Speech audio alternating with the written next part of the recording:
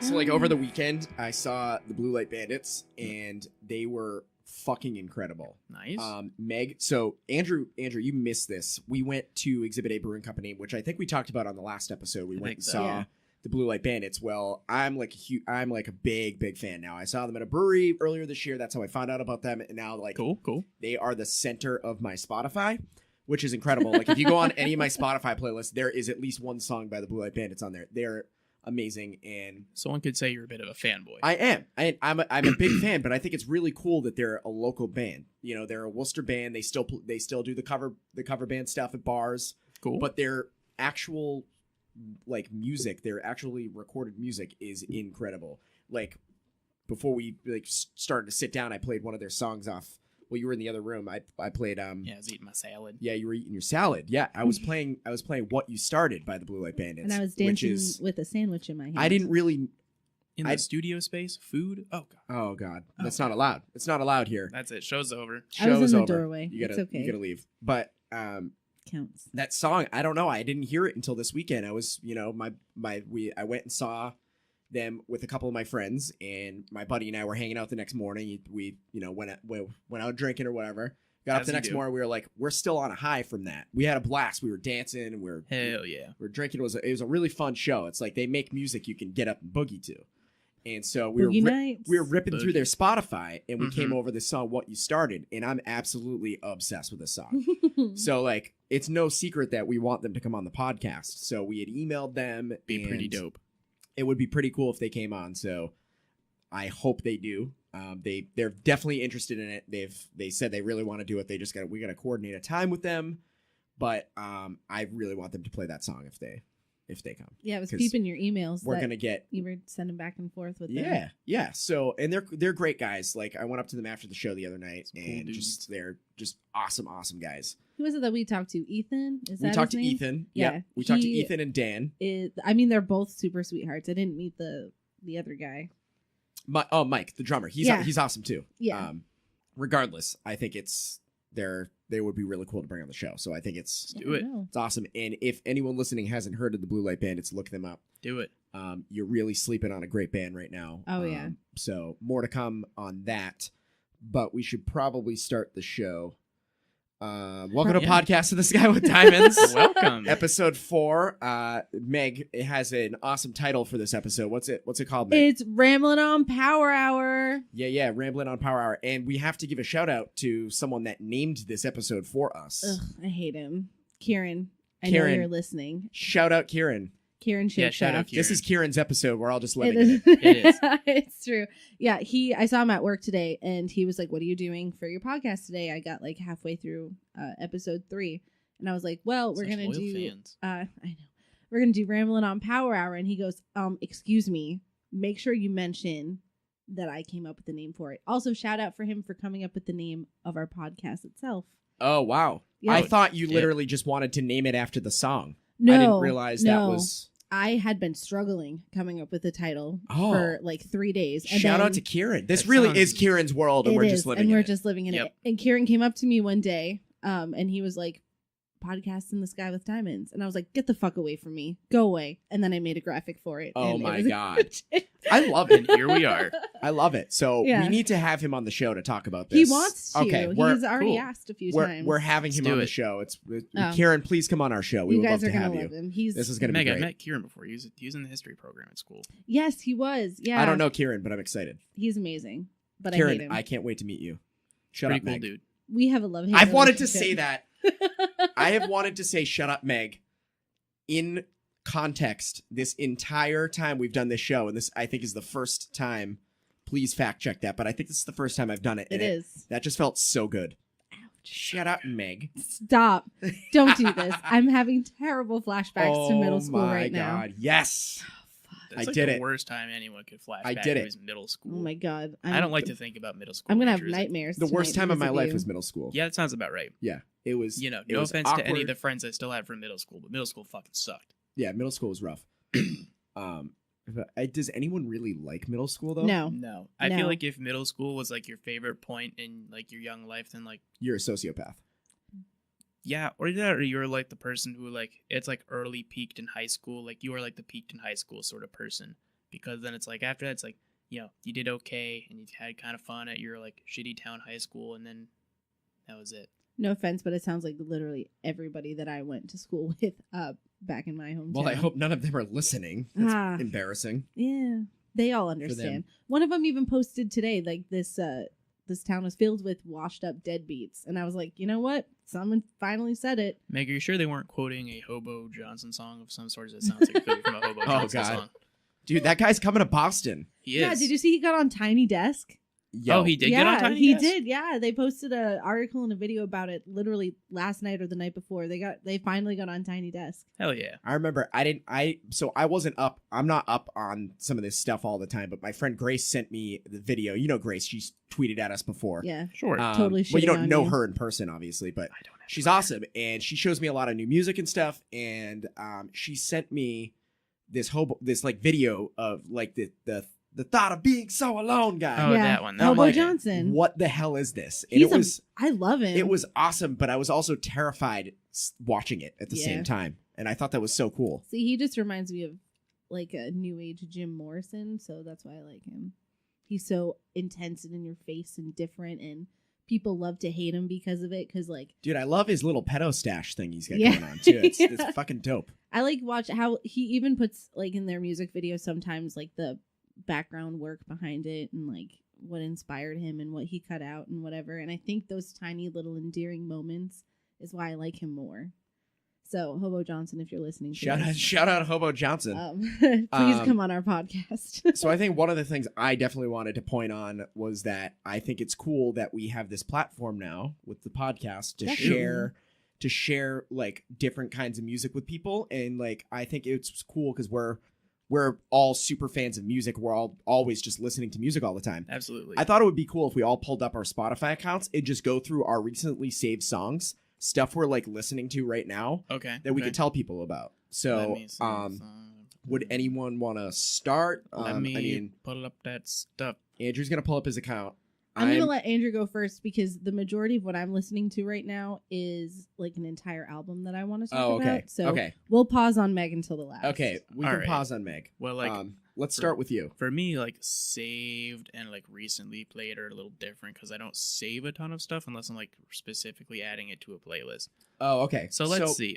Recently, I listened to Egypt Station by Paul McCartney because that was what we're talking about later in the show, so I needed to do my homework about that. And I'm looking at your screen right now. You listened to the new Lawrence album, Living Room? Yeah, well, it was weird. Like, I literally, like, I knew who they were because, like, I know Ripe always tweets with them and they tour with them and shit, and then, like, they came up on, like, my suggested thing in, like, a YouTube autoplay when I was doing some stuff at work the other day, just on in the background, and then they started playing, like, why the hell haven't I listened to these guys sooner? Yeah, so... And it's dope. Yeah, so, like, a little background, as we've talked about a couple times now on the show, Ripe is this great, awesome Boston band. But the album that Andrew and I are referring to is by a band called Lawrence. Lawrence is this great, interesting soul. It's like soul pop funk kind of. It's so interesting, and they have the two most unique voices I think I've heard in many years. Voices are amazing. Shout out to Lawrence if by some odd chance you end up listening to our podcast. Yeah, you guys are dope. So it's the really cool thing is that it's the male and the female vocal leads are brother and sister. Yep, it's a family band. It's Clyde Lawrence and Grace Lawrence. They're I mean, if anyone is listening right now, you need to look up Lawrence on Spotify and just shuffle through their stuff. But the reason I saw that, I'm looking at Andrew's screen right now, and he brought up Lawrence, and I'm like, oh, did you hear their new album, Living Room? Yes. So they literally just released a new album, like Living Room, a few days ago.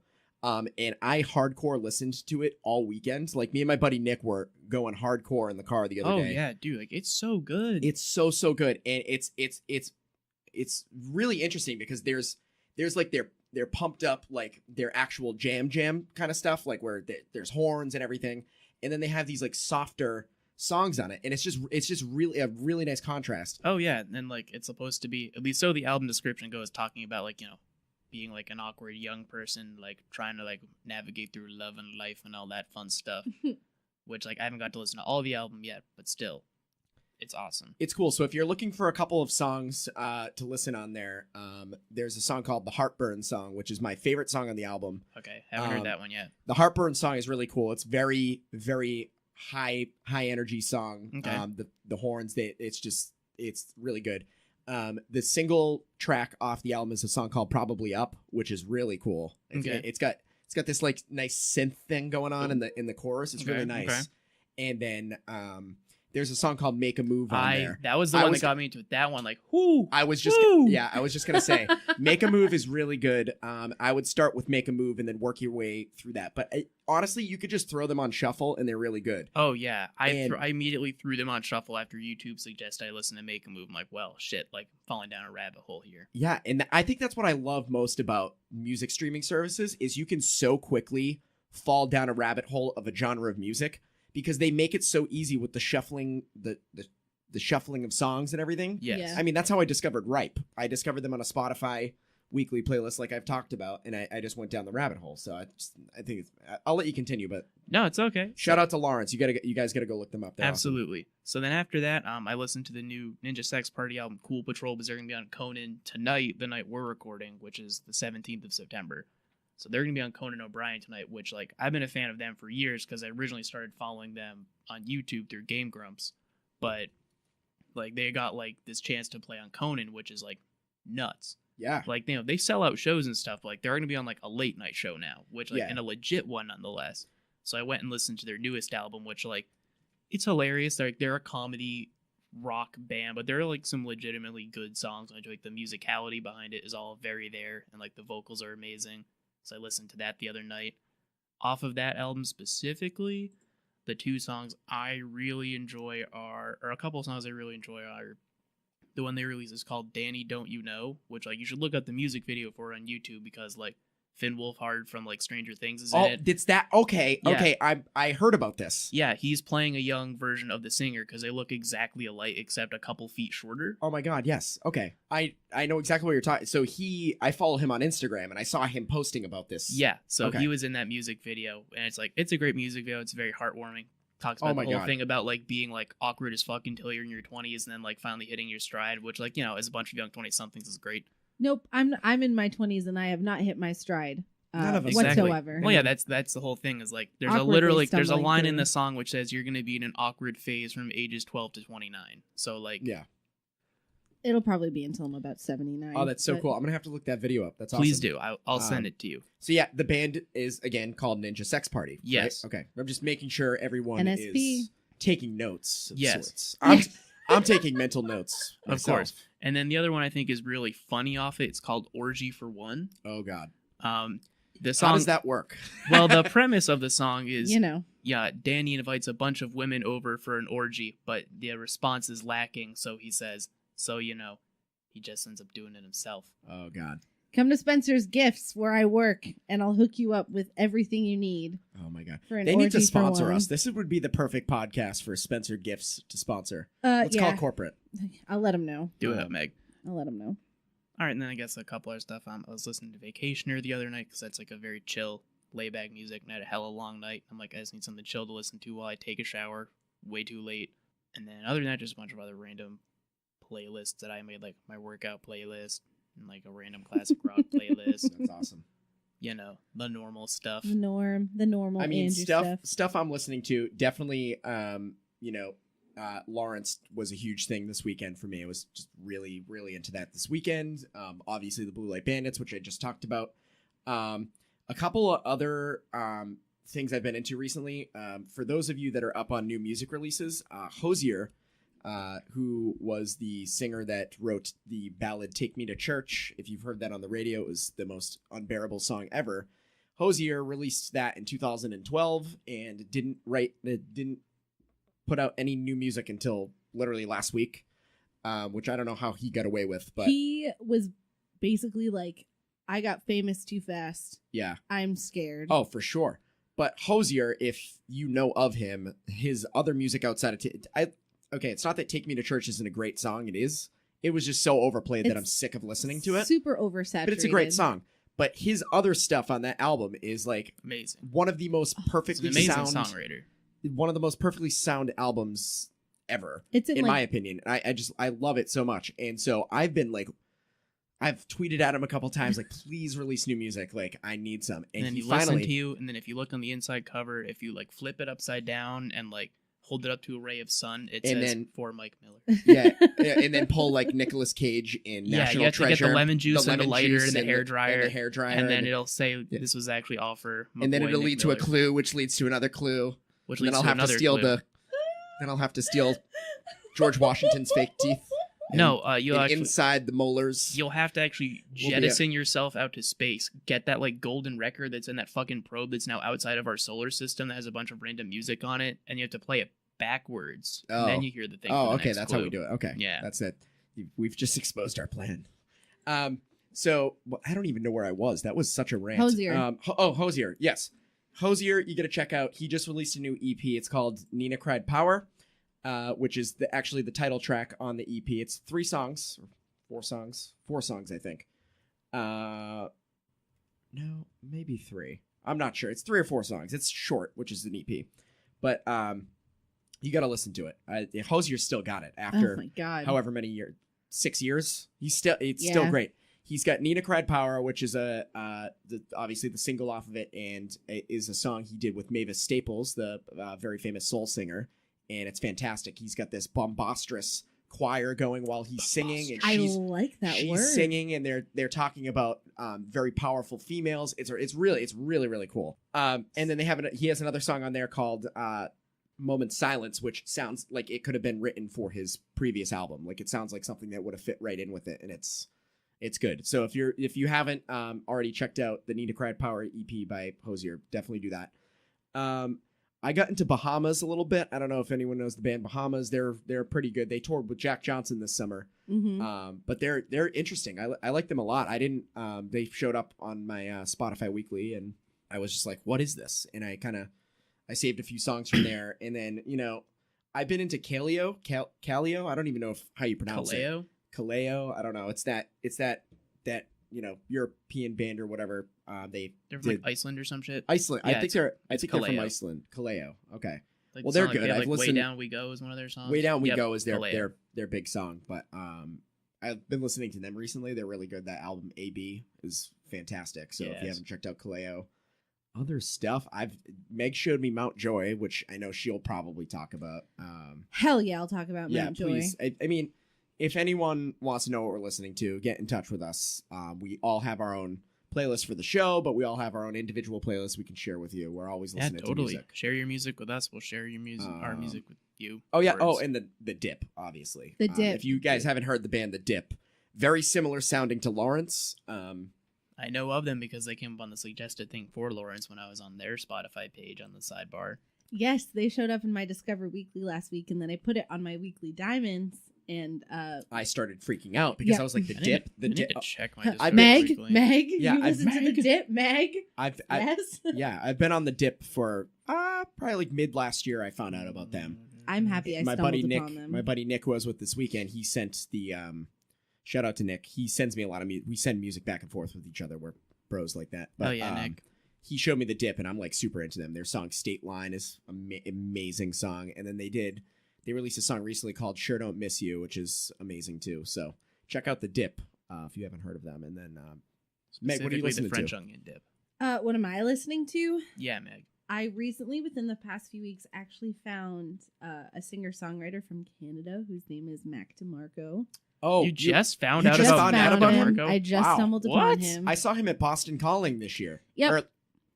No, last year. I'm a little late to the party. Definitely. But I finally found him. He showed up in my Discover Weekly a few weeks good. ago. He's pretty cool. Mac DeMarco. He's like the perfect mix of all the music genres that I love. He's got some psych rock in there. He's got some indie rock in there. And then he's got some lo-fi in there. Some indie rock? He's like very indie rock. Okay, well, he's literally a salad of different types of rock, and I love him. He is literally a salad. Hot take. Hot take, Meg. Actually a salad. He's actually just a bunch of lettuce and a human skin. Jesus. Now we're getting weird. New horror movie coming out October 31st. Lettuce man. I'm making that a hashtag. Hashtag lettuce man. Lettuce man's like that could be like a whole Marvel comic series. It could be. And like, the villain would be, what's the opposite of a salad? A sandwich, a soup. No, that's kind of goes in pairs. Like a full-blown steak. No, that's a pear. Yeah. I don't know. What's the opposite of a salad? I don't know. I'm going to say it's soup. Am I high? I'm going to say it's soup because it's like, it's like what a salad is, but the exact opposite. It's a bunch of shit thrown together in a bowl, but it's hot and it's a liquid. Whereas salad's a bunch of shit in a bowl, but it's solid. Feeling hot. And not hot, hopefully. Feeling hot. I thought... we're not going to get into this. This could go down a rabbit hole. Yeah, we're not going to do this. Okay. We'll take that offline. I want to talk about that later. aside from the salad man, Salad man, lettuce man. Come on, guys. Lettuce man. He's a salad. He's a lettuce. He's everything. Meg, let us have some fun. I've also been listening to Susto. You sent me them. Yes. You sent me a song by them. What was it? Oh, there's a few. There's to list a few. There's like chilling on a beach with my best friend Jesus Christ. No. There's hard drugs. There's friends, lovers, ex-lovers, whatever. There's Jaw Works. No. There's keep going. Oh God, there's so many. You see, it was the night we went over to Exhibit A in Framingham, and I think you played them on. We were sharing music that night on the way home. Dream Girl. I also really like Smoking Outside, Far Out Feeling. I basically like all of their music. Yeah. Like they just put out not too long ago a new deluxe album. Called And I'm Fine Today. Sorry. And they're like an indie folk band from the South. So like they have like some lo-fi and some psych rock in there too, but you can definitely hear it in their voices that they're from down below the Mason-Dixon line. Yeah. There you go. But they're awesome. I'm completely obsessed. They help me get through a breakup. They put me to sleep when I'm an insomniac at like 3 a.m. They're just really nice, especially to listen to at night when you're like sitting outside and like looking at the stars and like trying to shake the day off you. They're the perfect band. I'm gonna have to get into them. Yeah, no, they're great. I stumbled upon them from my Discover Weekly, I think around this time last year. Friends, lovers, ex-lovers, whatever came on, and I was like, well, that's it.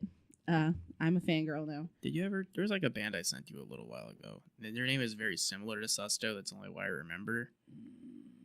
It was in like a text message. Let me look it up. I don't remember. While Andrew's doing that, aside from that, I just need to find them. What was that like growling noise? That was me. Oh, that was you. I didn't know where that was. I thought it was Mike for a minute. I thought I was like, where is this? I thought it was you while you were talking. So we're all sitting here like, who's making this funky noise? And it sounded like there was a wolf in the room. No, it's just Meg. Just Meg. Pretty much the same thing. Yeah, but you know. So, like Mike said, I'm going to talk about Mount Joy because I'm high-key obsessed with their Mount song Joy. Sheep. I'm like high-key obsessed with that song. I love that song. Sheep is a great song. I don't know, Andrew, shut the fuck up. I'm talking about Mount Joy. It's talking important. About myself. I don't give a shit. So I found Mount Joy from my Discover Weekly. No, was it my Discover Weekly? No.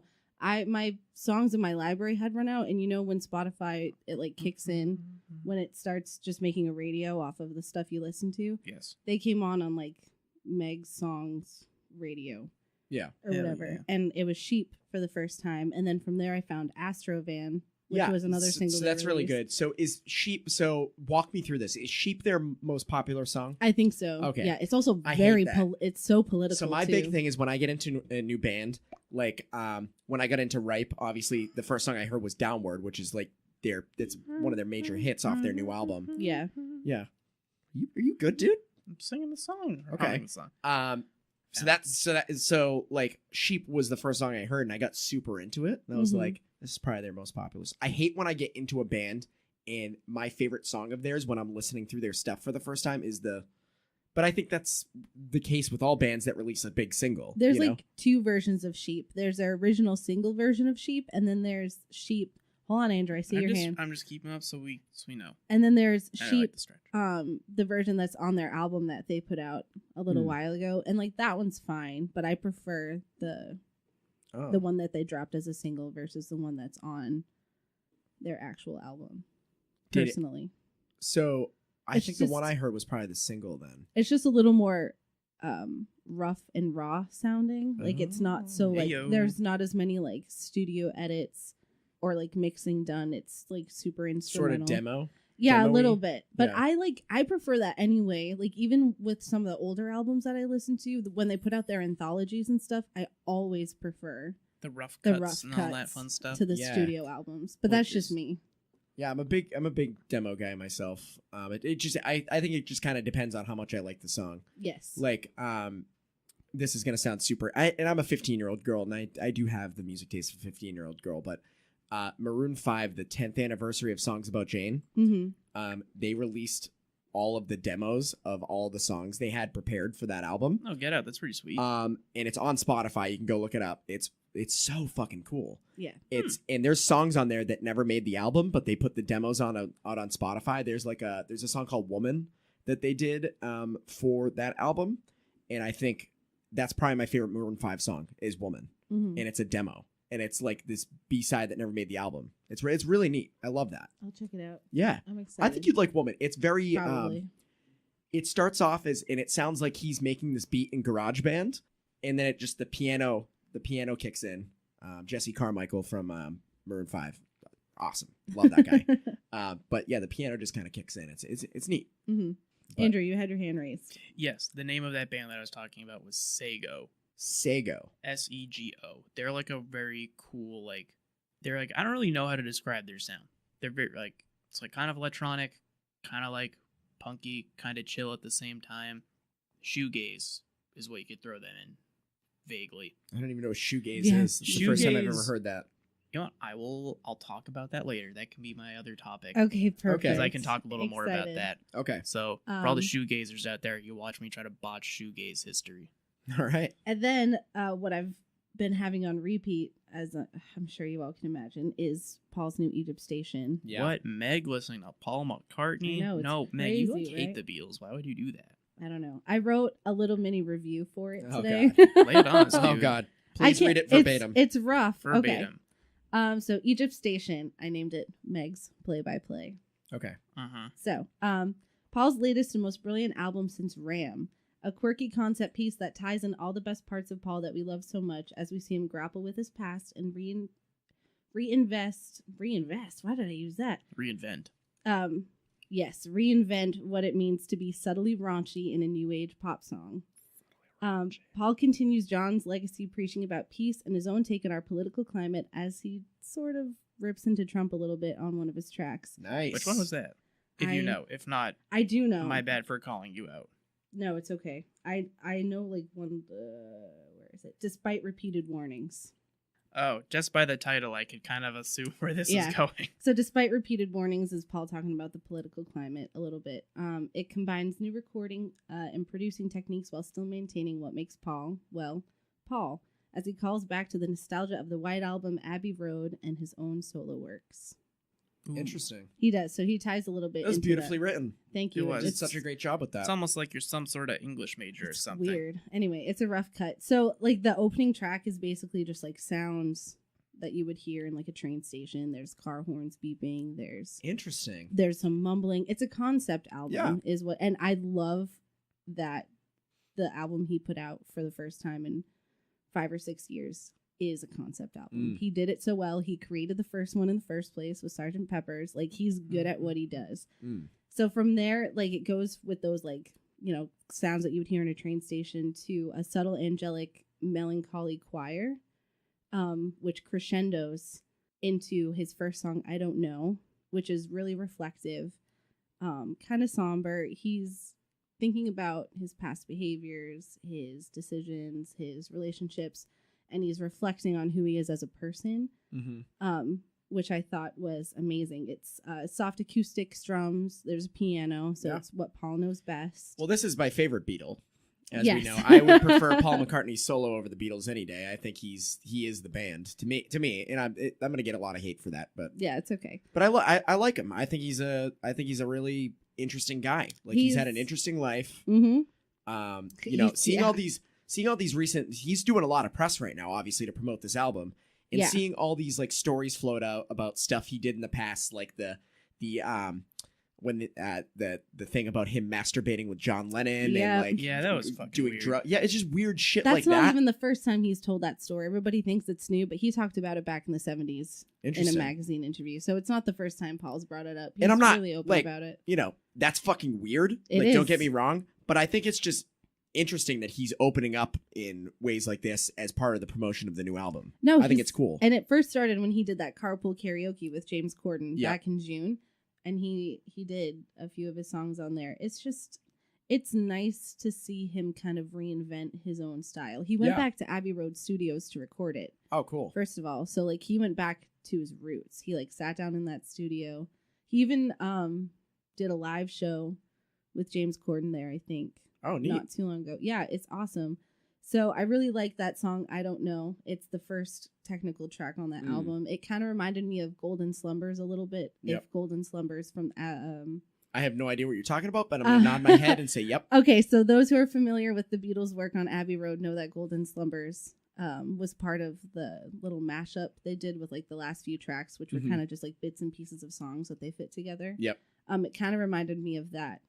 From there, it goes on Come On To Me, which is the first raunchy song. I think we can understand on why. his album. Yeah, it's upbeat, it's quirky, so it goes from like this somber acoustic sound to something you want to get up and listen to while you're in a bar or whatever. There's biting guitar and piano riffs, which I like. They're really quick, they're fast, it like keeps you on your toes. The percussion's that swagger. That's what I wrote about the drums. It's kind of just on like, this song. Yeah, percussion's that swagger, so like it keeps up with that whole sexy raunchy vibe to it. A song that I would want to be playing as I met my latest one night stand. Oh, that's how I put this song too. Interesting. Oh. Yeah, like if I were to meet a guy at a bar and like knew it was just going to be that one time, that's the song I would want. Interesting. To be playing. That's an interesting concept to think about. Yeah. Like, what would I want to be playing when Yeah, exactly. It's the song is. It closes out because it sounds different at the end. It closes out with more classical elements. You hear some horns and some trumpets, and then you get a little taste of George Harrison, and he puts a sitar at the end. Do you know what that sounds like? Yeah. So it's like right at the end, and it's kind of, I don't know. It was just nice to hear. And that's the Egypt probably influence on the album too. Yeah. Which is cool. The next song on the album that I really like is Happy With You. It's a cute little indie folk song that he wrote, and it proves that Paul, like even at 76, knows how to write a solid love song. And he makes you think of love songs differently because he captures these tiny moments that he talks about in that song that you wouldn't realize are these really beautiful, I guess like little beautiful moments in your life that happen that are really influential, but you don't think about at the time. So it's really nice. He was always famous for playing around with his own voice too. While he was recording. You can hear it a lot in Sgt. Pepper's and the White Album, and he does it again starting in this song, where instead of relying on instruments, he does some a cappella ad-libs, which is really fun. Interesting. Yeah. Wow. And you would think at 76 like his voice would start to be going, but it's not. He still sounds awesome. Great. He can still hit those high notes. And then Fuck You is the song after Fuck You that. is the single, right? Yeah. Which everybody loves. It's another raunchy one. I didn't love it. No, I love it. I'm not gonna lie to you. I didn't love it. I loved it. Of course you did, Meg. Well, I love. You have a slight pretty bias. much. I do. So that one's fun. It's an anthem to close out the summer 2018. Is basically how I put it for. Cool. Have one more go around before it's cuffing season. It's time to cuff. Meg. All right. Anyways, feel. That's what they call it on the interwebs, cuffing season. When fall starts to roll around, that's when you get like your snuggle buddy. I know what cuffing season is. Yeah. It's just funny that you're using that as the last track before cuffing season.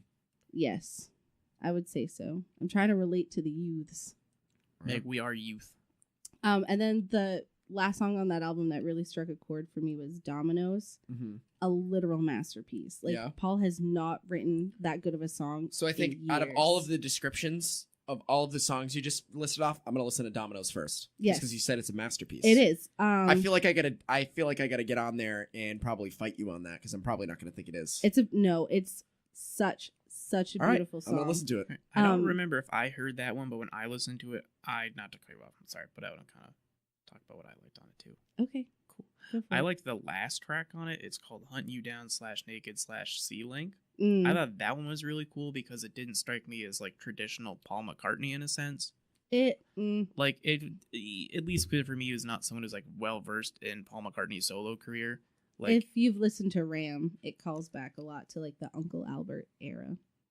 That is going right over my head. Yeah, I have no idea what the fuck is going on right now. It's okay. It's a different language to me. It's all right. Either way, Ram was one of Paul's solo albums. I really enjoyed that song because it struck me as not like a traditional, at least to me, my untrained ears, a non-traditional. So this Paul would be McCartney a song I would want to listen to, probably. I'd say give it a shot because, like, when I listen to it, I'm like, okay, like this, like I hear some Paul in there, but it didn't, like, you could tell it was like a little experimental for him. Like, you could like, all right, this is something he wouldn't normally do, or it's not like your traditional like Band on the Run, and Wings style stuff, at least to me. See, I didn't think really any of this album was really traditional Band on the Wing style. The only song that I thought kind of sounded like it was Dominoes, and it wasn't until the end that it sounded. And I even read the review from Rolling Stone, and they said the same exact thing that I thought about this song. Like, whoa, you would expect to hear it on the White Album. Really? Yeah. So it's impossible not to notice his kind of Beatles-esque influence. Oh, yeah, there are definitely some songs like yours. I just had it on like the background. I was like not checking song titles regularly, but there are definitely some stuff where I'm like, all right, this sounds very Beatles-y in like a good way. Yeah, he went back. He's kind of like reinventing that original sound that he had. I feel like, especially with today's modern producing techniques. So Dominoes is a really easygoing mellow acoustic mixed in with some soft vocals that he did and a nice steady bass line. It shows how reflective he is in this album. I think that's kind of the whole concept of it, is he's being really reflective, especially now that he's 76. Like, he's getting up there. I think it's fucking awesome that you can release an album at 76. And it's number one right now. It rose to number one. It's his first number one album in 36 years. Yeah. Wow. Hats off to you, Paul. Yeah, it's a literal masterpiece. Non-biased at all. From definitely not a Beatles fan, Meg. It's okay. But yeah, I said the only thing that's missing from the song was John. He definitely would have been on the song, like vocal wise. I think if you just had some John's vocals in there, Dominoes. Yeah, it would have been the most beautiful song I've ever heard. It's my new favorite right now. All right, guys. So if you haven't already, go listen to Egypt Station. Let us know if Meg is spot on. Let me know, or not me, us. Know if there's anything that you like about it, don't like about it. Or any of the music we've talked about. Yeah, or anything thus far. Counterpoint our reviews or thoughts. And I think the most important part is, like, please let us know what you're listening to, too. I would love for someone to say, hey, Mike, I'm listening to so-and-so band. Look them up. I want to hear you talk about it on your next episode. Like, I would love to do this every episode and talk about what people are sending me. Like, definitely. For any of the friends, family, or followers from across the globe, as according to Meg, we have, like, one person that listens to us in Canada and 5 people that downloaded our podcast in Egypt. So, like, for any of our global or more local friends or followers, add us, DM us music, based off our individual tastes. If you vibe more with one of us or all of us or none of us, just be like, yo, dudes, check out this music, and would love to talk about it. It would make our day. It would. Be very happy. Yeah, so we are obviously in this episode changed it up a little bit. We're not talking about one specific topic. No, so we all kind of came up with little topics we wanted to talk about. Yeah. One of which being things going on currently in news in music right now. There's a lot going on in music right now, and I thought this would be a great little segment to bring up. Yes. We can talk about some different things going on in the world of music. Yeah. All the articles people are sharing about music right now. And last week a lot happened in music, or last week and a half to 2 weeks. Yeah. A lot has happened in music. I mean, I really don't know where to start because all of these things are very noteworthy. Okay. True. So Mac Miller, yeah. Rest in peace, first and foremost. Absolutely. This is a life cut too tragically young. I'm very I'm still kind of in shock about it all. I'm not a major fan. Like, I respect him a lot, and I just think it hits very close to home because he's someone I have regularly listened to before. Very similar to when we lost Chris Cornell of Soundgarden. That's a musician I absolutely loved. Sorry, my volume was on my computer. But I I think Mac Miller is he's probably one of the most incredible rappers to come out of our generation. He was so creative and unique. I mean, I've listened to Blue Slide Park cover to cover a couple times over the past week. It's just really sad, and I think it's even more sad, and Meg, you and I talked about this a little bit, that people are dragging Ariana Grande's name through the mud about it. Yep. You know, it's dwindled down to, you know, his death being because of the breakup of Ariana Grande, and maybe there's something to be said about the stress that was caused from that something that was caused from that breakup. But I mean, he has been struggling with substance abuse for a long time, and you can't blame someone's death of overdose on a person that tried for years to help that person get help, and you can't blame it. And I just think it's really crummy that, you know, she had to go so far as to turn off the comments on her Instagram section, which you can do. She had to turn off the comments because people were just absolutely saying some really disgusting stuff about her. And, you know, this is also the same girl there was a bombing at her concert, and people blamed her. People died. Yeah. And people blamed her for it then.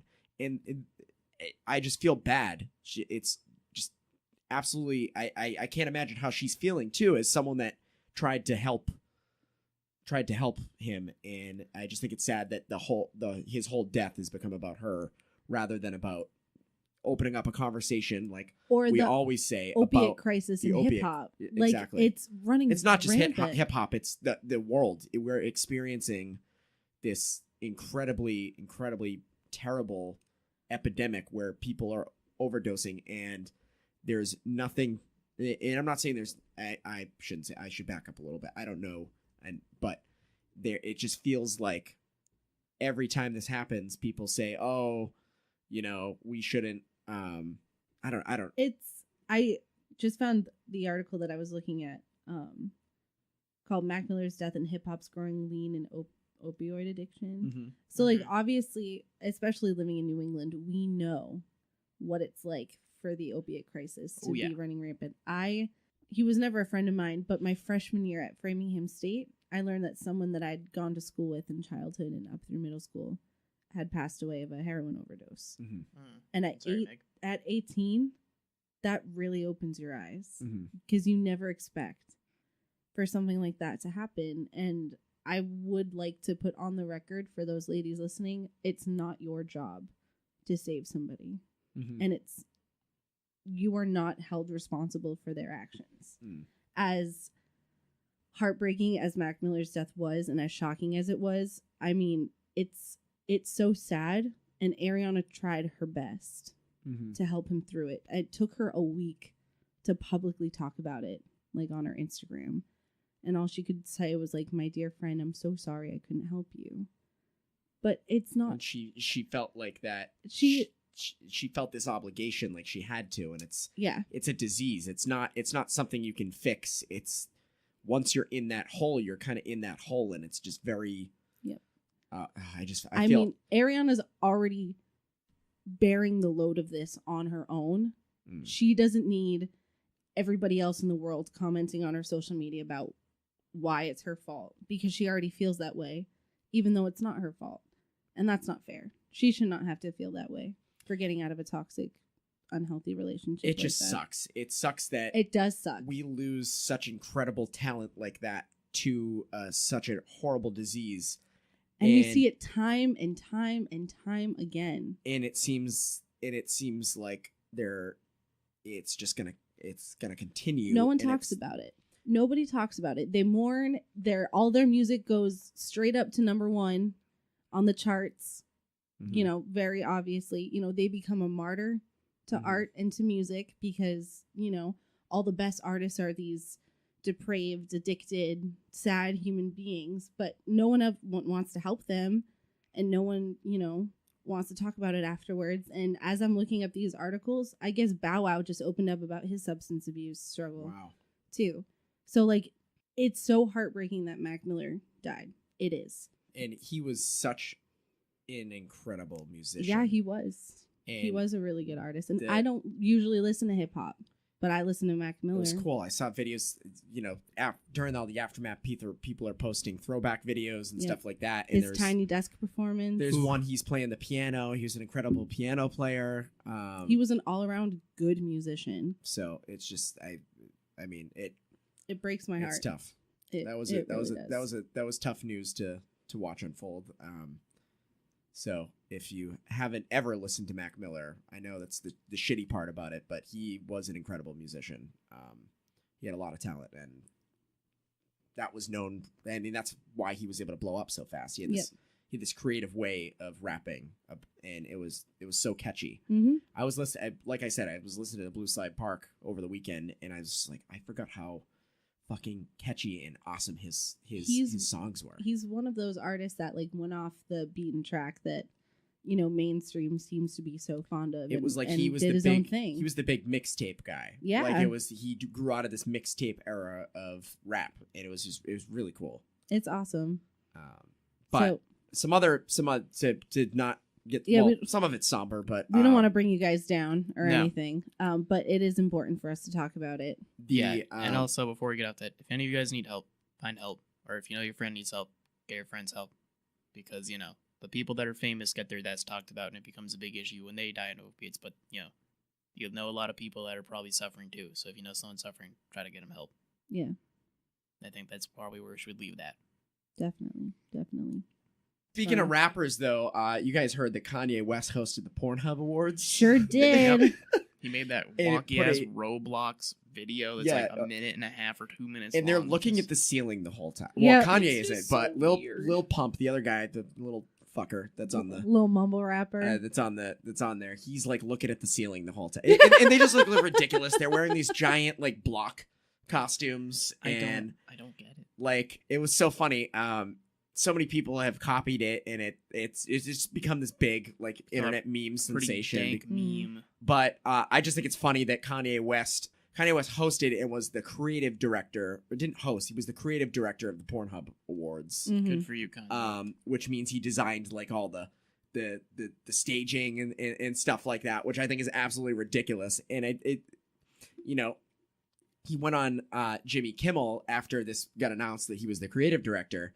And Jimmy Kimmel was like, doesn't having daughters like change you from wanting to like get into porn and stuff? And he's like, nah, I still scroll through Pornhub, and like was going on about all his favorite porn categories. And I'm like, that's the biggest Kanye thing ever. I hope Kanye's duking it out. See, like, as much as I don't like rap, I'm just fascinated with Kanye West. And I actually, you know what? I actually do like his music. Like, he's put out some bangers that I actually like. And like, I don't know if it's just because I just don't like Eminem. Maybe that's why I wasn't really into that last topic. But Kanye West just fascinates me because he's just the craziest human being in the world. And who was I talking to? Was it you? I was talking to Andrew about how Kanye West could be like could just have a mental breakdown and like. Yes, we talked about that last episode, I think. Yeah. Well, like the theory that Gentry put forward about how he's gonna like finally break and then like drop off the face of the earth for like 30 years and then release this like incredible album under a pseudonym. Yeah. And that's a Kanye thing. But this Pornhub thing is like the most Kanye thing ever. It's just this wild thing that happened, and I just think it's a riot. So if you haven't seen the video for Kanye's, look it up, I guess. If you want to watch Kanye and Lil Pump and like, but the weird thing about that video is like Kanye says like 10 lines and then like that's it. He's like he does a couple of verses, then it goes back to like the ever repeating chorus, and then it's over. And I'm just like, why did I watch this again? I was super stoned when I saw that video for the first time, and I was just sitting there like, what the fuck is happening? That was my reaction when I was very sober the first time I saw it. I was like, what the fuck am I watching? And just to put it out there, I did not watch the Pornhub Awards. I just wanted to talk about the fact that Kanye was the creative director for it. Didn't watch the Pornhub Awards either. On another somber note, it was released maybe not last week, but the week before now. We've missed a recording session in between when we came up with these ideas. But Dolores O'Riordan, who we all know was the lead singer of the Cranberries, yep. For those of you that live under a rock and don't know who the Cranberries are, should. What the fuck is wrong with you? One of the greatest bands. Dolores O'Riordan, of course, passed away earlier this year in, I think, January. Something like that. It was a while ago. They just released the cause of death. Her cause of death was drowning by alcohol. So she drank so much that she drowned. So she was in her bathtub, but she didn't die from like being underwater. She drank so much alcohol that it killed her. That's pretty much all they're saying. And it's like, wow. That is that kind of a death it where was you January drink 15th. January 15th. 2018. That kind of a death though, you head up or something like that, that'll instantly kill you. This was over probably a good period of time. She was drinking so sad. She had one of the most incredible female voices I've ever heard in my life. The Cranberries, Zombie. I think about that song all the time. And, classic. It's just really, really, really sucks. It's so strange, and I can also relate it to talk about. Jim Morrison also drank himself to death, but he didn't drown. He actually had an allergy to alcohol. Interesting. And nobody knew about it until like current years, like back in the 60s. Like they didn't know you could have an allergy to alcohol, and he had been drinking since he was like 13. And a few weeks ago, I watched. There was a documentary on YouTube, like Jim Morrison's final 24 hours, and they like broke it down. Like he had been drinking all day in Paris, but he was also like coughing up blood and like feeling really sick. But like, what, his kidney gave out on him or something? His whole body just failed. Liver. Yeah, and the alcohol he was also found in a bathtub. Yeah. Wow. Oh. Wow. Isn't that weird? That is weird. Yeah. So. Yeah, but so the thing with Dolores is she also had prescription medication in her system too. Yeah, what I'm reading here from CNN. I'm sorry to cut this because I was looking it up.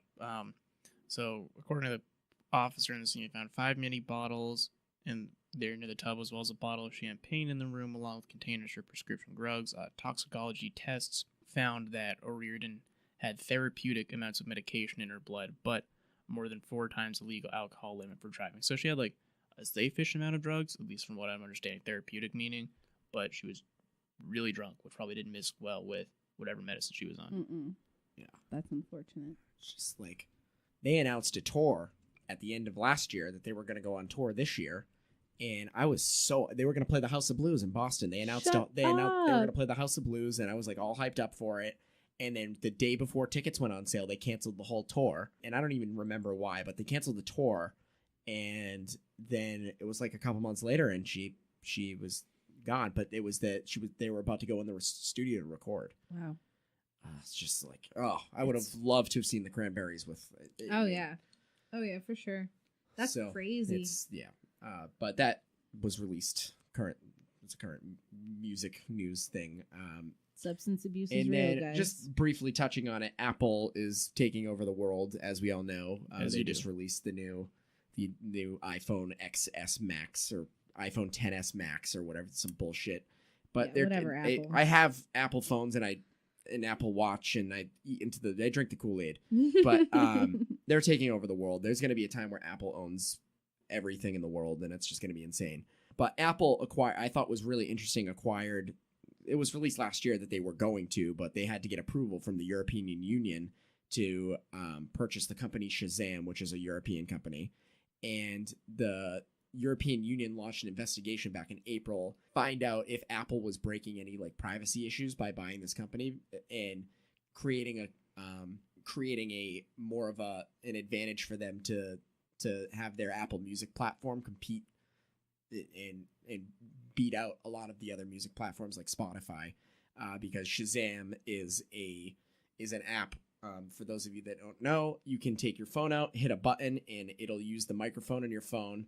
It will record the song that is playing wherever you are. If you want to know the name of the song, it'll record the song, and then through that little mini recording, it scours the internet to find that song that is playing on the speaker. It's really cool. I use it all the time. You can do that on your Snapchat too. Yeah, it uses Shazam, but you can do it on Snapchat. Oh, cool. If you like are playing a song and just like hold it down while you're recording, I think.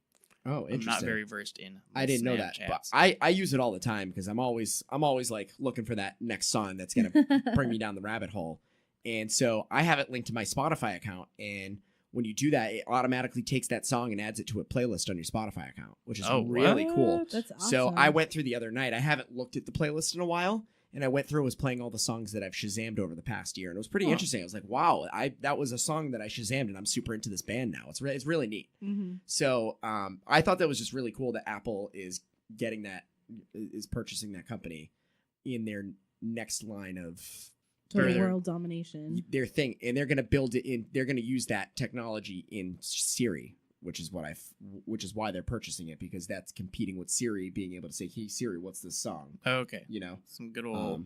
So they own the market for that now, which is I just thought really interesting. Fun. It is super interesting.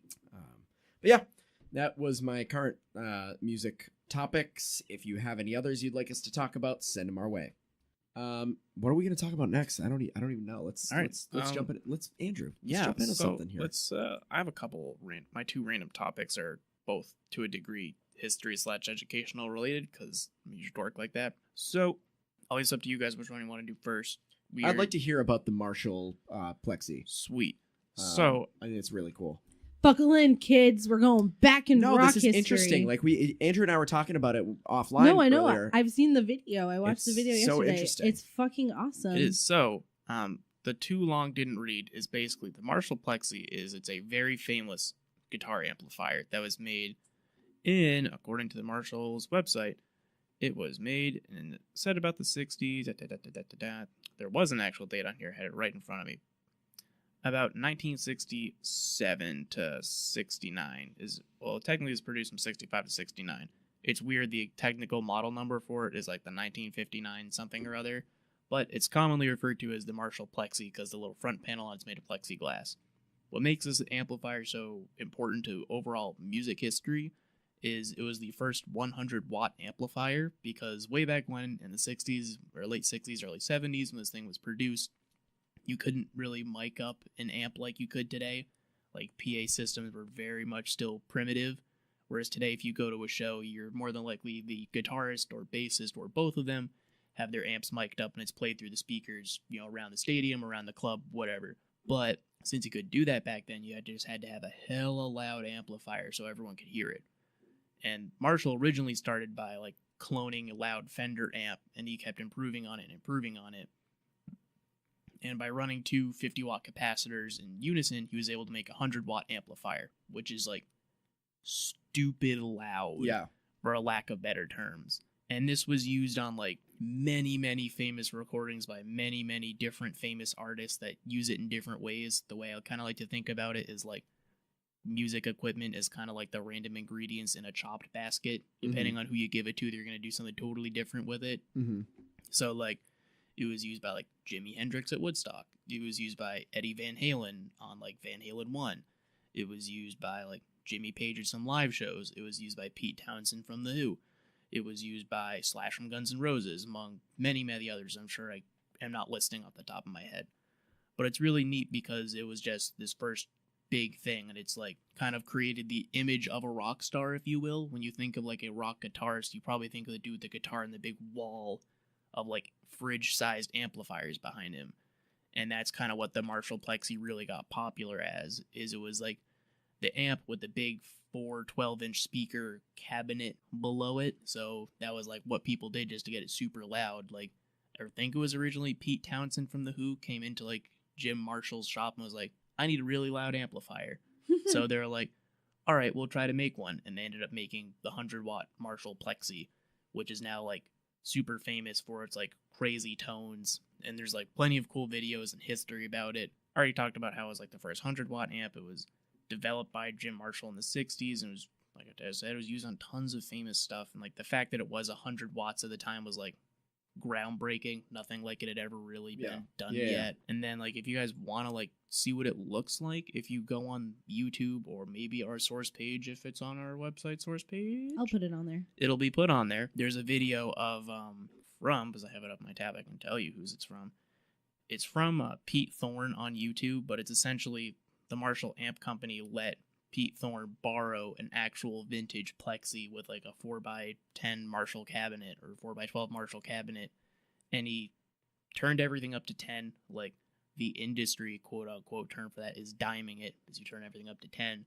And then he just put a bunch of other like famous guitars from like YouTube and like such in the like the sound room. He's like, all right, play just the first thing that comes to your mind. We're just gonna record it, and you can just hear like it's like the sound of like late 60s, early 70s rock just like blasting in your ears. It's very cool. I think it's really cool that it's been used in some of the most historical rock it is recordings and live performances like that you didn't even say. So the Jimi Hendrix performance that he used it for at Woodstock is when he played the national anthem, and that is like the most iconic Jimi Hendrix performance ever. Oh yeah. When you think of Jimi Hendrix, you can't have a conversation without talking about that. Yeah. Because it was the most epic performance ever, and it's just so cool that is a piece of equipment that was used for that. Yeah. It's like this huge piece of rock history it's really cool. Oh, yeah. I'd like to see one in person. Like I would like to hear one like in person. I think I would love to too. So if anyone wants to hook a brother up with a vintage Marshall Plexi, let me know. Not hook you up, but I just want to see one in person and hear it. Oh yeah, I would love just to hear one in person too, because I've played through Marshall amps at Guitar Center and stuff, and like the cool thing about amps is they each have their own sound. Like a Fender sounds like a Fender because of this, and that, and a Marshall sounds like a Marshall because of this, and that, and an Orange sounds like an Orange and this and that, so on and so on and so on. But like Marshall has like their own distinct sound, like according to many people on the internet, because I've never heard a Plexi myself, is it's like it's a lot cleaner than a lot of other Marshalls, but has absolutely crazy sustain because it's just so much there to like push your sound forward. Yeah, it's super cool. It's very cool. It's been used by tons of famous artists and like modified by other artists to where it's like still used today. Like Eddie Van Halen still uses a variant of it today. It's probably like modified to hell, and like it's probably one of his own amps, but it's relatively speaking based around the same modified or Marshall Plexi circuit he would have used when he recorded like Runnin' with the Devil or Eruption. Like when you listen to that, there's some sound effects in front of it, but that's a Marshall Plexi. Yeah, that's super cool. I love that. Yeah. Thank you for that little history topic. Oh yeah, I will probably do one a little better organized at some point in the future. It's okay. It was good. I wanted to talk about today Kings of Leon, as I've mentioned in episode 1. They're my favorite band in the world, and I would be remiss if I didn't talk about them in my first time to talk about something I want to talk about. So, for those of you that don't know Kings of Leon, which I think it's probably pretty hard to have not heard one of their two biggest songs, Use Somebody or Sex on Fire. But if you haven't... What are you doing? Yeah, where have you not... I don't know how. They're the two biggest rock songs in a long time. Anyways, Kings of Leon's my favorite band. They're based in Nashville, Tennessee. They live there currently. They all still live there, which is really cool. But the cool thing about the band is it's a 4-piece band. 3 of them are brothers, and the 4th odd man out is their cousin. So it's a family band, which is really cool. You don't see that a lot anymore. Not anymore. But Kings of Leon have this just really interesting story, and a lot of people don't like them for this, but they have this really weird thing where they cancel shows, and they just have really bad luck. Well, not bad luck. Like, some of them were done because they're shitheads, but so they have this really big thing about them where they cancel shows. And so Kings of Leon's story kind of, for me at least, begins with their album Come Around Sundown, which is around the time that they fell from one of the greatest albums of our generation. So when they released Use Somebody and Sex on Fire, that was on an album called Only by the Night, and that was in 2008 or 9, I believe. And I remember the first time I heard Use Somebody, it's just one of those songs you're going to remember for a long time. You can't think of it or sing it. Anyways, so Kings of Leon released this album, and they became one of the most popular rock bands in the world. They toured the world over and over, and they just blew up into this big arena rock band because they opened. So they started out as this like sort of garage rock sounding kind of band, very grungy Southern rock sounding, which their older stuff is, incredible. But they have openly talked about it being some of the, they can't even listen to it. They think it's cringeworthy to listen to their really old stuff, which I think is hilarious because it's really, really good. But they sound drastically different than they did when they first start, which is why a lot of old, and I can think of a few people that have told me this, that do not like them because they turned into this like big arena rock band. But I love the arena rock sound, and so that was when they released Only by the Night. It was really their first arena rock sound, like lot of space in it. Sounds like you could sell out arenas on the album. And so they became this wildly popular band worldwide. They wrote this album, Come Around Sundown, which happens to be my favorite album of all time of any band. Like, I want to get the palm trees from the cover of the album tattooed on my body. Like, I love this album more than anything. Nice. They thought it was going to be this big this big follow up, and it was like an absolute dud of an album, which is wild because it's my favorite album of all time. But a lot of the hardcore Kings of Leon fans, like, it's up there in their favorite albums. It's just this interesting. It's got this beachy vibe to it. It's really cool. If you've never listened to it, I highly suggest it. It was how I got into them. When I did my radio show at Framingham State, my friend, we got on there one night, and she was like, I need to talk about Kings of Leon. And we listened to, I think it was Radioactive was the single off that album. And I was like, what is this? And I had heard, obviously, Kings of Leon before when I was in high school. I heard Only by the Night, and I liked the Use Somebody in Sex on Fire or whatever, but I didn't get hardcore into them until I heard Come Around Sundown, because it was just this, I don't know, it's just my kind of sound. There was something about it that got to me. We all have that album. We all have that one. I think we all have that one album. And so they released this album. It was an absolute dud, but they planned a tour around it. And their first tour on the album, they actually had to cancel a show. And this was the kind of the first time they had ever done that. They canceled a show because a bunch of pigeons were shitting from the rafters of this arena they were in, like pigeons shitting onto the stage, and they had to leave the stage and cancel the performance. Like, that's what, it was just insane. Okay. And the big thing that happened to them, though, and I think what changed the band was obviously their lead singer Caleb had a very bad alcohol problem and just an addiction problem in general, and they were all drinkers and drug users and stuff, but they were touring on their second tour for Come Around Sundown, or their second leg of their tour was a summer tour, and it was the third night of the tour, and they were in Texas, and Caleb came out. It was super trashed, blackout drunk. They played a couple songs, and then he said, I'm gonna go backstage, I'm gonna throw up, I'm gonna come back out and play 3 more songs. And he left, and he never came back. Yikes. He never came back on stage. And Jared, their bassist, and Caleb's younger brother, and Matt, their last name, they're all named Followill is their last name. And the guitarist and the bassist came out, and they had to apologize to fans. And they were like, don't hate us, hate Caleb. This is his fault. Caleb woke up the next morning. They were in Nashville. He had no idea that, like, it was such a big deal what he did. He thought he was just, taking a quick break from the set, and then he ended up waking up in Nashville. And it was this huge thing. It was this huge thing, and they canceled the rest of the tour. I had friends that had tickets to those shows, and I remember when this was happening. It was this huge thing, and they took a hiatus. They took a year off. They didn't tour.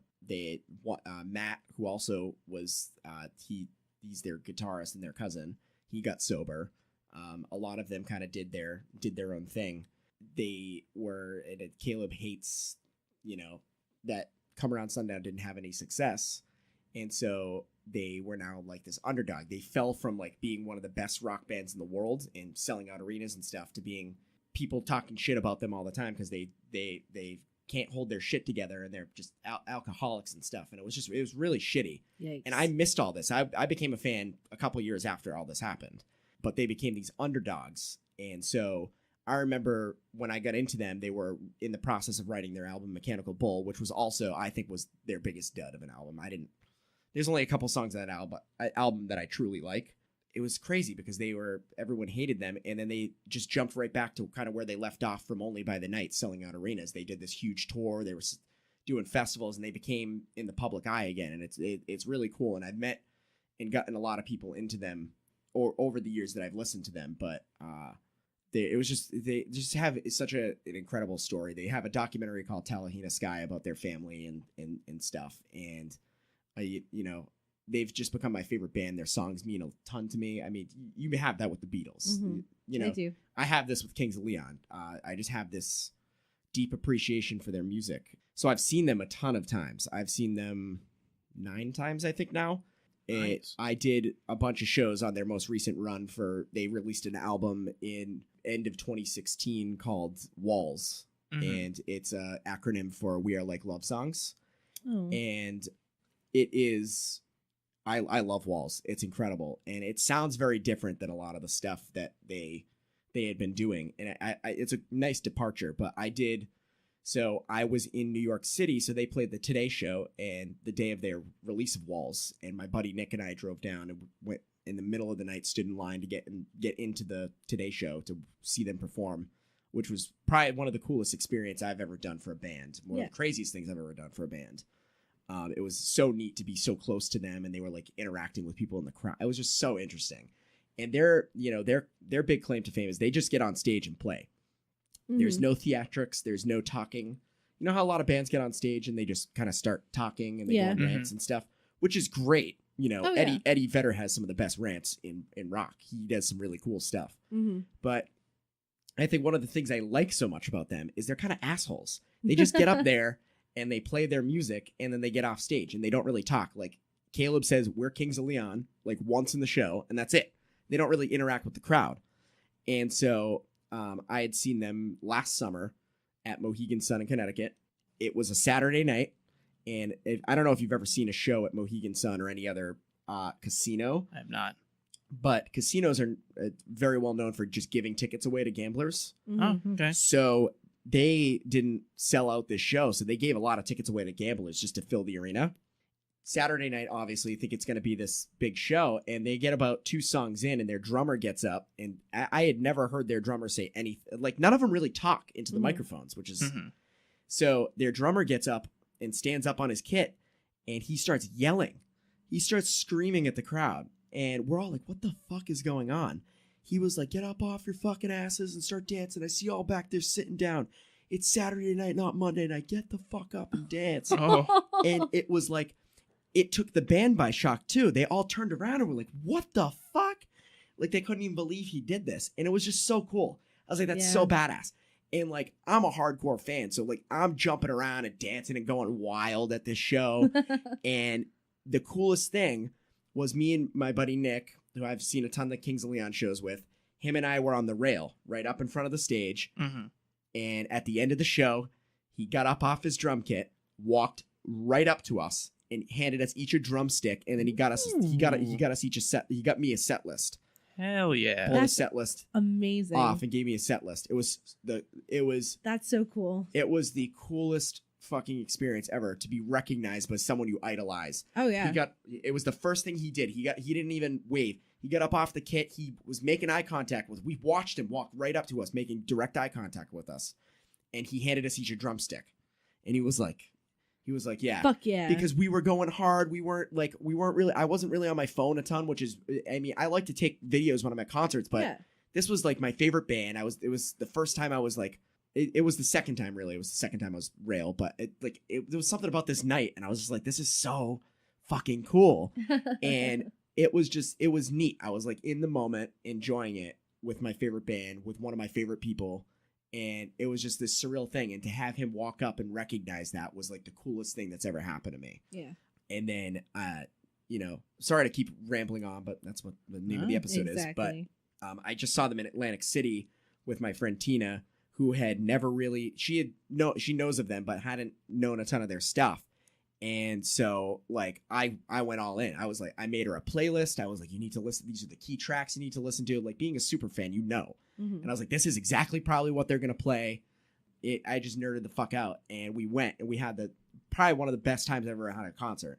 Like it was I took my shirt off at one point. It was a sweat fest, but it was fun. It was like a lot of fun. And they played some of their most incredible songs that I'm like such a hardcore fan of.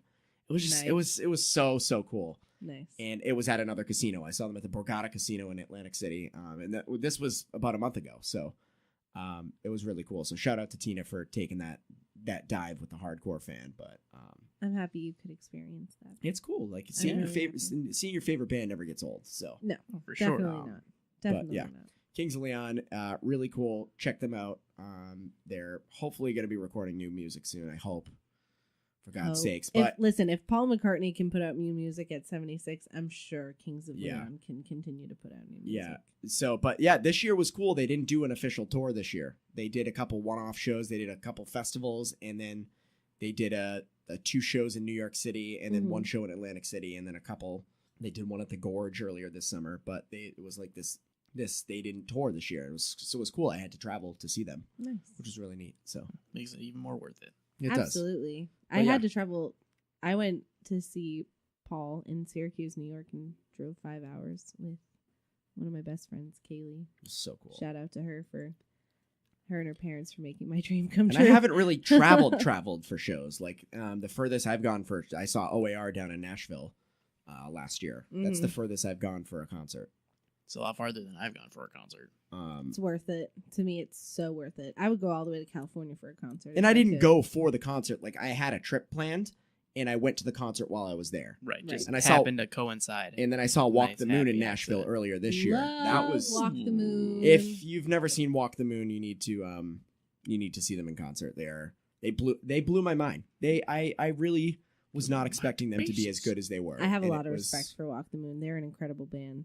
It was I love them. They're one of my favorite bands. Yeah, they're really easily. good. I started listening to them again, and Small Pools I started listening to again. Small Pools. I saw them live with Neon Trees Yes. a few years ago. Yes. Oh my God, they were so good. Yeah, funny story about Neon Trees. I saw 21 Pilots and Walk the Moon open for Neon Trees before either of them were famous. I saw Whoa. 21 Pilots open for Panic at the Disco and Fall Out Boy before they were famous. What and the fuck? let me tell you, that's a concert for the ages. That's cool. Panic at the Imagine. Disco, Fall Out Boy, and then 21 Pilots opening, and he had like a full-on like black jumpsuit on. Like Yeah. you could not That was tell their- who they were on stage. That was their early days. that was their They came out in thing. the skull uniforms. Yeah, and I was like very terrified when that happened. yes, they I were was like, weird what at is first, going on? but they were good. So they came out, and as the stadium was filling up, they were playing, and then Brendan Urie comes on stage and takes his shirt off, and that's it.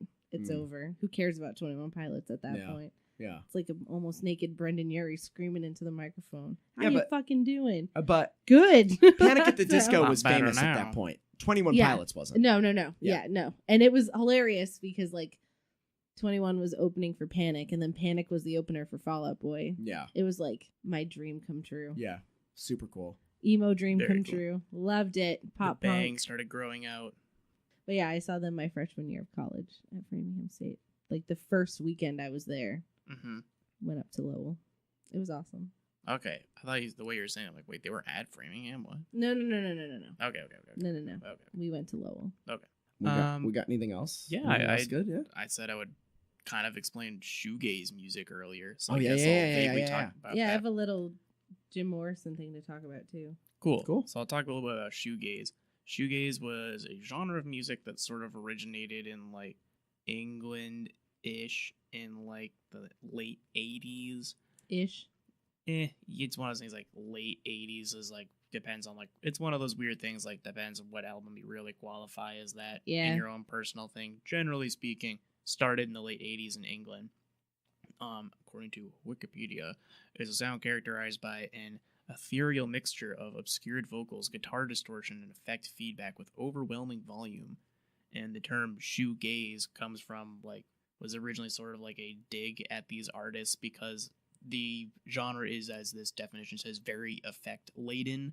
So like to accomplish the sounds they would in the studio live, they would have guitarists have these giant pedal boards with different stomp boxes on them. So like the name came from like people being like, these guys aren't even looking at their crown, they're too busy looking at their shoes to figure out which pedal they need to hit Wait, next. this is shoegaze? Yeah. For whatever reason, my brain was computing it as shoe glaze. Ooh. And I No. don't know why that was happening because I was hearing you correctly. Meg, you just ate. Why are you thinking about glazed donuts? Because they're- Glaze on. I love glazed donuts. Fair enough. Anywho, so like it's like one of those things like the genre draws a lot of influence from like early like the punk scene in England as well as like some like new wave-ish stuff like The Cure and things like that. Mm-hmm. And like the real biggest known name of that genre would be My Bloody Valentine. A lot of their early stuff in the 80s is very shoegazy, which I can only listen to a couple of songs off of it, but it's not totally my cup of tea. You have to be in a mood for it for me. But it's like a very cool genre. It's very musical if you like really listen to it. Like a lot of the if you well past some of the effects, but the effects themselves become kind of their own instrument because of how they like manipulate them and use like a crazy like reverse delay coupled with this, that, and the other thing to make this wild sound you wouldn't be able to achieve otherwise. And like it's gone on to affect like pretty mainstream guys. Like The Edge from U2 has said like, oh yeah, like this My Bloody Valentine album really like affected me when I wrote the Parts whatever album. I can't find the quote immediately, but shoegaze is essentially it's like a niche-ish genre. Like there's not many huge shoegazers in the sense of like most people would think of anyway. And it's one of those weird like catch-all terms where like you can throw someone under the term of shoegaze and it's like maybe they are, maybe they're not. But it's like a cool genre to like take a little wander through if you want something a little different, a little spacey. The good stuff. The good stuff. Everyone needs a little different and spacey in their life every now and again. You gotta spice things up. Absolutely. Yeah. Spice up your life. My whole Spotify fucking library is spacey and weird. So, I'm for it all the time. So, it's cool. Jim Morrison. Yeah, talk to us about Jim Morrison. Jim Morrison and the Doors. And the Doors. Yes. This year is the 50th anniversary of the Doors' third album, Waiting for the Sun. Dope. Which had singles like Hello, I Love You on it, which was like a classic Doors song. Totally ripped to shreds by the critics at the time. You may have heard of it once or twice. Hello, I love you, won't you tell me your name? Meg, this isn't karaoke in the Sky with Diamonds. This is podcast in the Sky with Diamonds. Okay, anyway, yeah, so it's the third Doors album. It's the 50th anniversary. They just released a few days ago deluxe remastered double album with a bunch of previously unreleased songs, and I found a Rolling Stone article about it with some more information that I thought was really fun.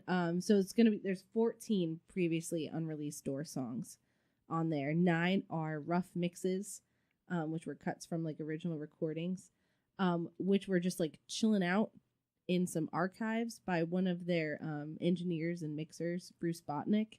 Wow. He just like forgot they were there.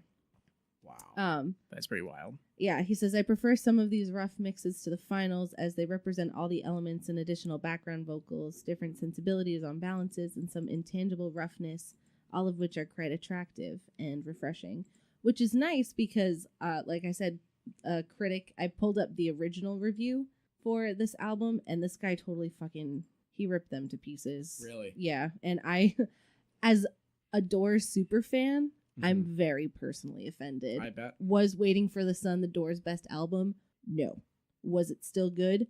Yes. The Doors were like the #1 rock and roll band in America at that time. Hell yeah. Like they were really psychedelic. Like Jim Morrison was a fucking sex icon. Like everybody loved him, wanted to fuck him or wanted to be him. Like there was like no in between. Very Hank Moody of him. Yes, he was. Hank Moody's the modern day Jim Morrison without the music part. Yeah, exactly. Hank Moody pretty much is the modern day Jim Morrison. We were talking about that. I'm rewatching Californication right now. It's a great show if you've never seen it. Fantastic show. Hank Moody, the lead character, is I'll just read you the little synopsis of what rock critic Jim Miller said of this album.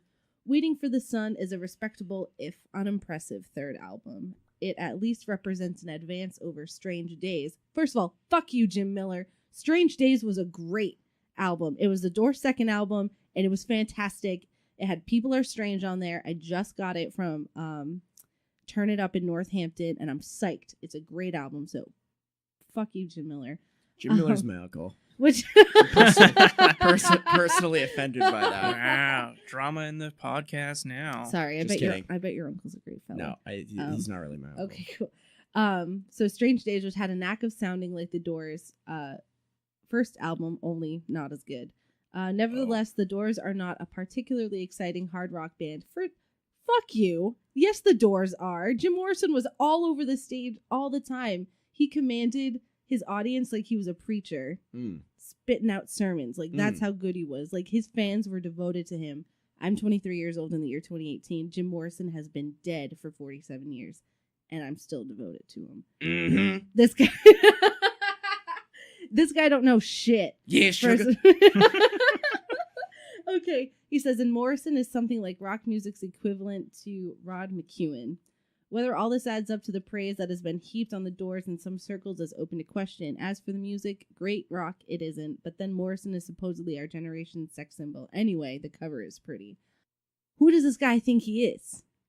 Sounds like he's just someone who wants to get up on a soapbox and be edgy because he doesn't want to like something other people like. That's pretty much what it was. Like, even like Rolling Stones, they used to tear apart Zeppelin records all the time. Like, their albums, they were like, they're okay. And like now today, these albums are completely worshipped. So I don't think Rolling Stone magazine really knew what they were doing back in the 60s and 70s. To be fair, I would not have written a mean. Well, I mean, you have review. to remember this was something new they didn't really understand at the time. This was I know, counterculture, no, Jim Morrison rocking the stage, yada yada yada. Fuck you.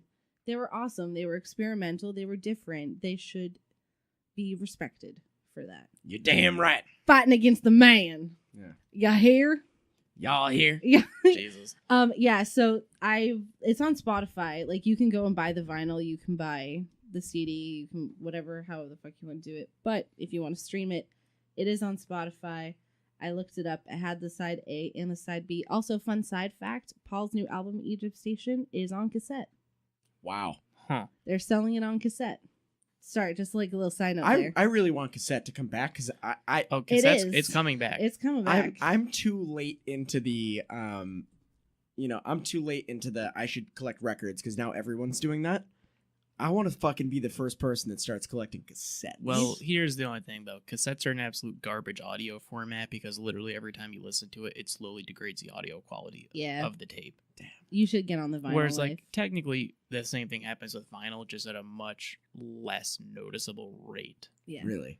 Yeah, but, you have your needle digging into the groove, and that, like, slowly destroys some of, like, the minutia of the recording. But that's why I save my vinyls for very special days. True, but with a magnetic strip and a tape, like every time that goes through your tape player, like it gets worn down a little more. Yeah. And more. So if you want to have them, that's cool. Right. Like, I'm not gonna stop you from pursuing your 80s throwback dream of like making a sweet mixtape for your boo on like an actual mixtape for your boo. But it's like I completely missed the whole the whole tape thing. Did you?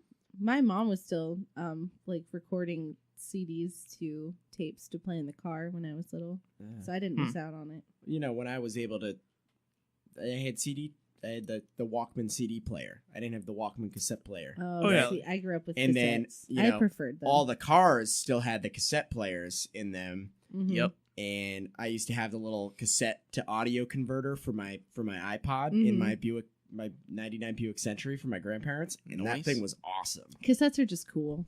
But like, how was it that I used that literally every day for like 3 years when I had that car? Oh, I think that's like uses a different thing than like an actual tape like a audio tape, because you have to remember the audio in an actual cassette is on the tape. Yeah. It's not like the audio from that; it's just coming through your phone. So like, whereas the audio source in a tape is actually on the tape that slowly degrades. And plus, God forbid, if the machine like eats your tape and then like destroys the cassette, you get like all like the tape like spitting out of it, and, destroys it. That's not fun either. No, but yeah, so you can get Egypt Station on cassette. But yeah, so Waiting for the Sun, fuck you, Jim Miller, Rolling Stone from 1968. You don't know what you're talking about. It's a great album. It has Love Street on there, which is one of my favorite songs that Jim wrote for his girlfriend, even though they had quite a tumultuous relationship. They couldn't live in the same house because they were so like, they shouldn't have been together at the end of the day. Like, at one point he came back, I think he had just taken LSD or acid and found her cheating, so he locked her in a closet and lit the house on fire. That sounds like a pretty normal reaction. That is, as some would say, not a healthy relationship. No, it wasn't. It wasn't a healthy relationship at all. So they lived in separate households, and that song "Love Street" is about her. It's one of my favorite songs. She lives on Love Street. I need to talk about the Doors more. You do quite Let's a lot. Let's take a little break from the Beagles. From the Beagles. From the Beagles. From Meg's the Bagels. favorite Send me breed of pictures dog. of your Beagles, please. Yeah, that'd be cool. Side note. No, Send us all the dog pictures. I would love to talk about the Doors. I mean, there's a lot. I mean, rock and roll is a lot in like the British music and the British blues and all that, and they help bring that sound over here. But in terms of starting that sound like in America, in terms of like big rock bands, the Doors were like the Rolling Stones, like across the pond. Like, you know how you compare the Beach Boys and the Beatles? People compare the Stones and the Doors. Like, they were both controversial. They both had a big sex icon. Like, the girls fucking loved them. They like to experiment, you know. Sorry, it's just fun to do that with the crisp audio on the mics now that we got them set up better. Yeah, it's good. So yeah, I would love to talk about the Doors more. I could say so much about the Doors. They're like pretty much on par with how much I love the Beatles. Save it for your topic every time on these Ramblin' episodes. I'll just be like, for part 2 electric boogaloo of the Ramblin' on Power Hour. Electric boogaloo. Yeah. I'll definitely talk about the Doors more. It was their 50th anniversary of their second album last year. They released them pretty steadily. Whoa. Once every year. I mean, when they could get Jim in the studio and not have him be such a fucking drunken mess, to be fair. I mean, good intentions. Yeah. His heart was in the right place. Yeah. His mind, not so much. He believed that, like, a Native American man that he rode by, like, okay, so when he was really young, him and his parents were driving through the desert, and they passed a really bad car accident with a bunch of Native Americans. And Jim, to the day he died, firmly believed that 2 of those souls, like, jumped into him and, like, took over his body while he was on stage. The fuck? He was crazy. The fuck? What? I worship the ground that he walked on, but yeah, he was insane. The fuck? That sounds like a great role model. He is. Sure. Put my faith in him for sure. Absolutely. Well, if you've enjoyed us rambling on, please tell your friends. Check out Podcast in the Sky with Diamonds. Tell your friends about it. We're going to be having much more coming pretty soon. We're going to be having bands on finally. We've been actively working on scheduling the bands, but also actively working on figuring out how we're going to get them in here logistically, everything. And it's really cool. Yeah. We're very excited. That'll be very cool to see happen. We got some really cool bands that have already really want to come on here. So it's gonna be really, really fun. We're excited to bring that for you in the coming episodes. Mm-hmm. Yes. But we're not really sure what we're doing for the next episode. It's gonna kind of be a surprise, kind of like this one. So we're doing something. All right, guys. Well, this has been fun. It has been a blast. Yeah. So follow us on all your social medias. Please do that. Twitter, Facebook, Instagram. We're up there all the time. We're always posting stuff. Feel free to email us at podcastwithdiamonds@gmail.com with anything that you want us to listen to, any feedback that you have. And you can find us on Apple Podcasts, soon Spotify, CastBox, Podbean, SoundCloud, and YouTube. And make sure to tell your friends. Your family. Your friend's family. Your significant other. Your loved ones. Your future in-laws. Tell a random stranger. Tell your dog. Stranger. Maybe like...